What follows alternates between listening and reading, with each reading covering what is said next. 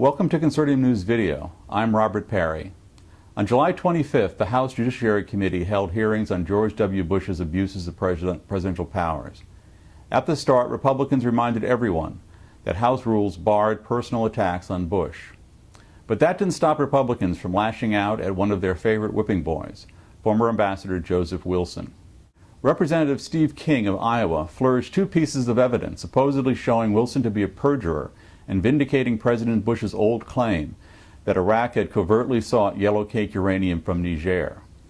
According to King, Joe Wilson's integrity was, quote, "the least impressive of any that I have seen before this committee in 6 years," unquote. Wilson, you may recall, was one of the first government insiders back in 2003 to dare criticize Bush's use of false intelligence to justify the invasion of Iraq. In 2002, the CIA had sent Wilson on a fact-finding trip to Niger to check out allegations that Iraq had recently sought yellow cake from that African nation. Wilson came back and, like other U.S. officials on the ground, concluded that those reports were almost surely false. However, in selling the invasion of Iraq in 2003, President Bush revived the Niger yellow cake allegations. That prompted Wilson to challenge the president's use of false intelligence, and he went public with his direct knowledge in July 2003.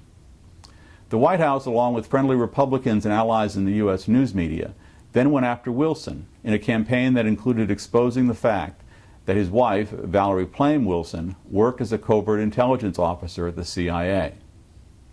At no point over the next 5 years have Bush and the others ever stopped to apologize. Indeed, they've never stopped bashing Wilson, a campaign that Congressman King resumed at the July 25th hearing.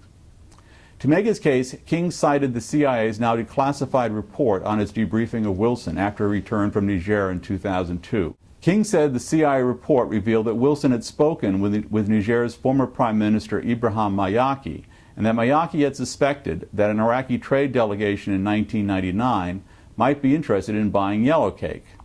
King claimed that Wilson had hoped to keep this information secret, and that Mayaki's suspicion vindicated Bush.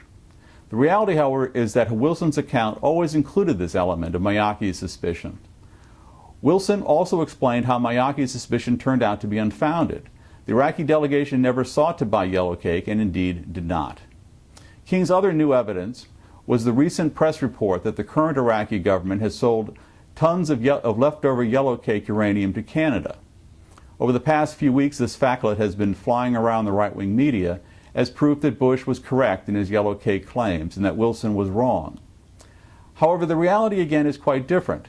This yellow cake is the same uranium ore that the CIA discussed in its 2004 report, which concluded that Iraq had long ago abandoned its WMD programs.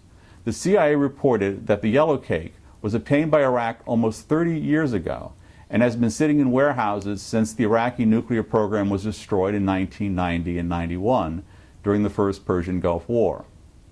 So instead of a new piece of dramatic evidence, the yellow cake story turns out to be just another example of how Bush's supporters can't stop fabricating information to protect him and to disparage his critics. For more on the endless smearing of Joe Wilson, go to consortiumnews.com.